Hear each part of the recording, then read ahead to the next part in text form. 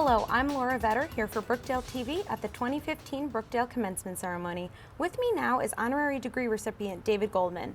Originally from Monmouth County, David is the father of Sean Goldman, subject of the precedent-setting international child abduction case. Thank you so much for joining me, David. It's my pleasure. Thank you for having me. Let me congratulate you on the award that you've received today, first off. Thank you. And tell us a little bit about what your foundation does.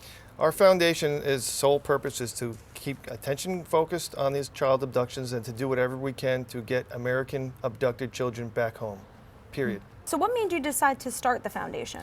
It was originally basically formed as a grassroots organization, foundation, from friends, family, and the snowball just grew as more people were made aware of my son's abduction. And they founded it to help me, the website, and I became a part of it because I saw the need for so many other families to have their children back with them.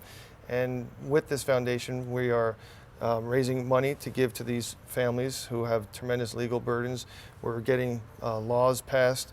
We're consulting with families. We're talking with certain attorneys in different countries and abducted, left behind parents with abducted children. Have you had any recent successes through your foundation? A couple weeks ago, we were able to help in the return of two children.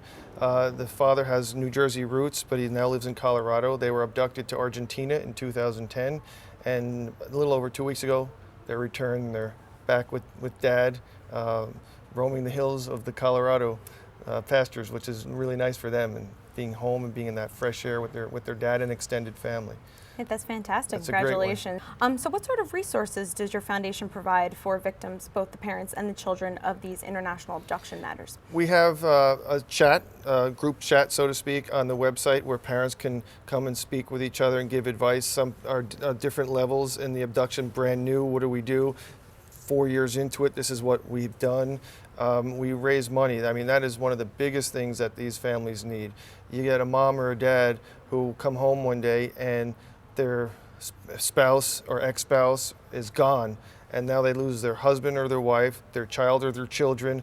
They have to still pay the mortgage, still work, hire attorney in this country, hire attorney in that country, sometimes find where the child has been taken to.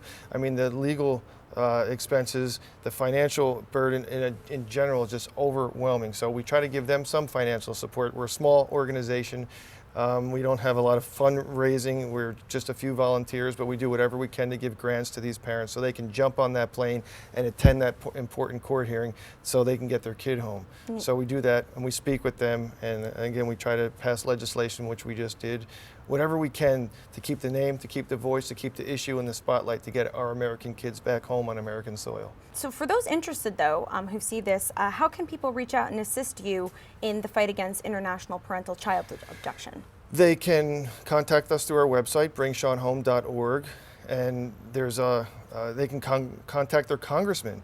In this new law that we had passed, every congressman needs to be made aware of an abduction in their district.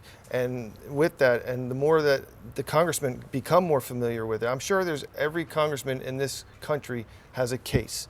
Maybe they're not aware of it, but has a case in this country, in their district. Yeah, it's absolutely astounding. And it's only going to be worse. It's only getting worse. I mean, as you see, there's 1,500 a year. A couple of them, 100 of them are closed cases, and that's because they add the 1,500. You know, how do they get?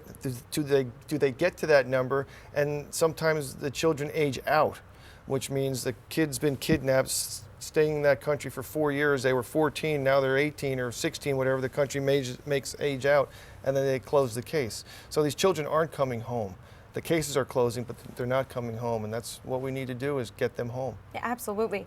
Well, thank you so much for joining us and sharing all that information with us. For more information about helping out the Bring Sean Home Foundation, you can visit bringshawnhome.org, or you can watch us on demand at brookdalecc.edu and learn more information. Thanks so much again for joining me on Brookdale TV. I'm Laura Vedder.